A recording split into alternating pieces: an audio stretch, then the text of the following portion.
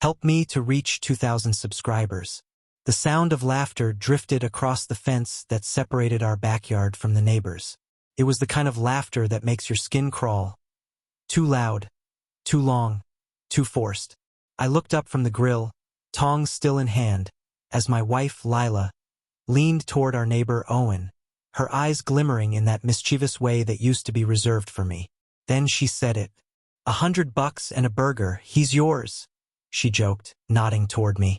Owen chuckled, flashing that easy smile of his. 100? That's all he's worth. She grinned. He burns the burgers, can't fix a thing, and forgets to pick up the dry cleaning. You'd be overpaying. The laughter rose again, echoing in my ears like static.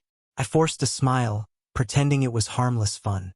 But then Owen stood, reached into his wallet, and pulled out a crisp stack of bills. He dropped them on the patio table between them. Here's 1,000. Let's make it a real deal.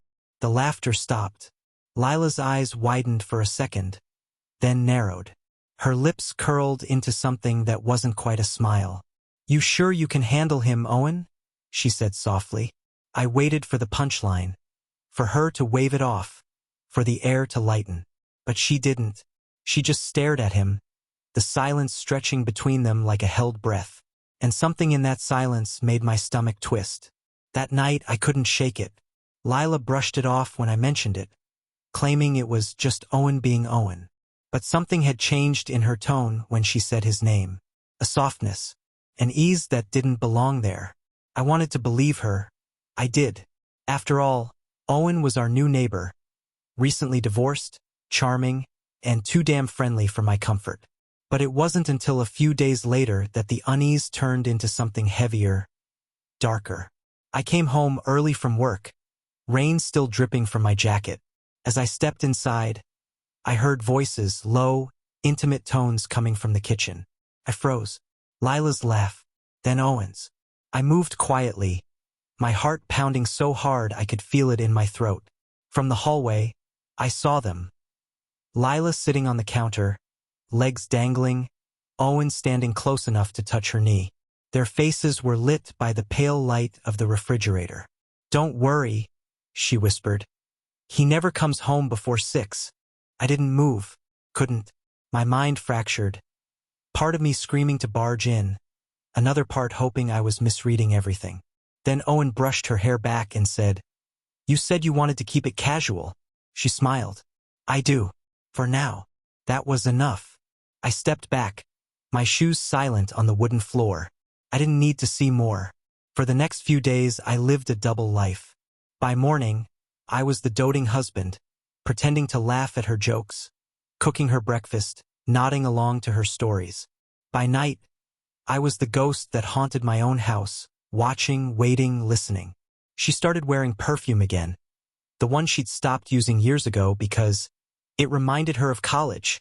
Her phone, once left carelessly on the table, was now glued to her hand. And when I kissed her, she turned her face slightly away, as if dodging something invisible between us. One evening, I decided to test her. Let's invite Owen for dinner, I said casually. Her fork froze midair. Owen? Yeah. You two seemed to get along so well last weekend. She forced a smile. Sure. Why not? That night, when Owen showed up, it felt like a play. 3 actors pretending not to know the truth. Every smile was too tight, every laugh too sharp. I could almost hear the tension vibrating in the air. Midway through dinner, I poured us wine and said, So, Owen, you and Lila have been seeing a lot of each other lately. He hesitated for a fraction of a second. We bump into each other sometimes, yeah. Lila jumped in quickly. At the gym, she added, eyes darting to mine. He joined last month. I smiled. That's funny. You told me you stopped going 2 weeks ago. Her hand tightened around her glass. I started again. I nodded, pretending to believe it. But I saw it then. A look passed between them, brief and raw, like a spark in dry grass. It told me everything I needed to know. The next day, I didn't go to work. Instead, I parked down the street, engine off, rain smearing the windshield. At exactly 2:15, Owen's car pulled into our driveway. He didn't knock. He just walked in. Minutes later, I followed. The house was too quiet. I moved down the hallway, the same one I'd walked 1,000 times, and stopped at the bedroom door. It was cracked open just enough. I pushed it slightly, enough to see them, her in his arms, the sheets tangled, her fingers clutching his shoulder. I stepped back before either of them could see me. My chest felt hollow, my breath shallow. There was no rage, not yet. Just the cold realization that something inside me had died. That evening, I waited until she came home. She looked radiant, flushed, wearing a different dress than she had that morning. "How was your day?" she asked. "Eventful," I said.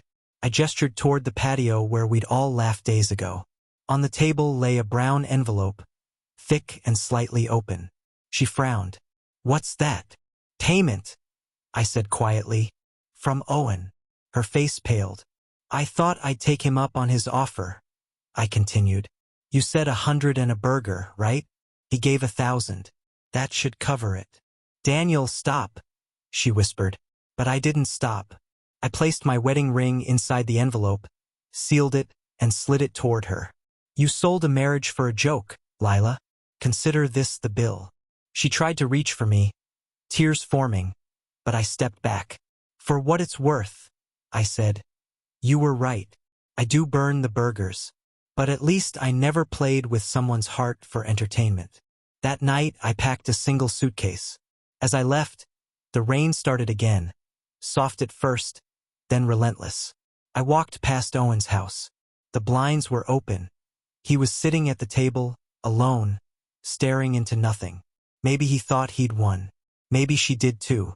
But all I could think was how something as small as a joke had revealed everything.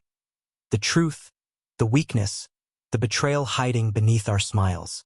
I didn't look back, because sometimes betrayal doesn't start with a kiss. It starts with a laugh.